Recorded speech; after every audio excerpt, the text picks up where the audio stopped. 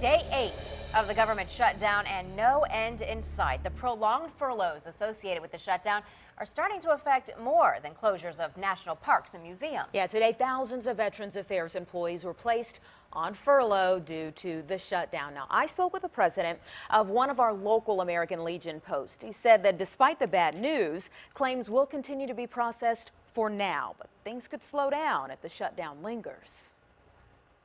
Standing at the podium once again to talk about the government shutdown, the president's words today were strong. Members of Congress and the House Republicans in particular don't get to demand ransom in exchange for doing their jobs.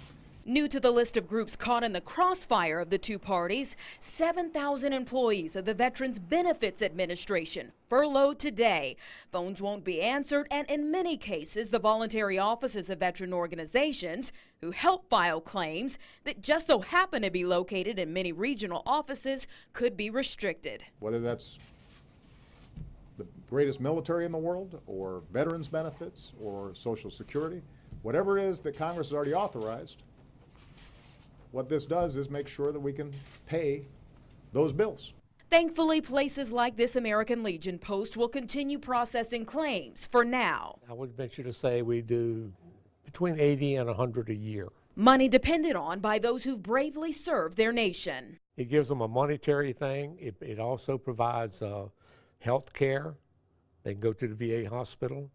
But a lot of these people they depend on those VA benefits. He says if the shutdown lasts too long, they could definitely experience a backlog at the very least in the claims process. And as the president turns his attention to the looming debt ceiling, We got senior citizens who are counting on their Social Security check arriving on time.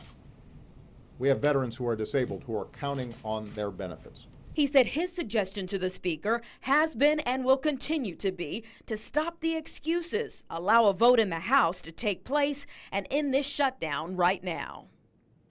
A spokesperson for the VA said today that it remains unclear whether they'll be sending out compensation checks on November 1st. That's to about 3.8 million veterans who rely on them. Now, Speaker Boehner says that the time to talk is now, and that may be the only point agreed on by both parties so far.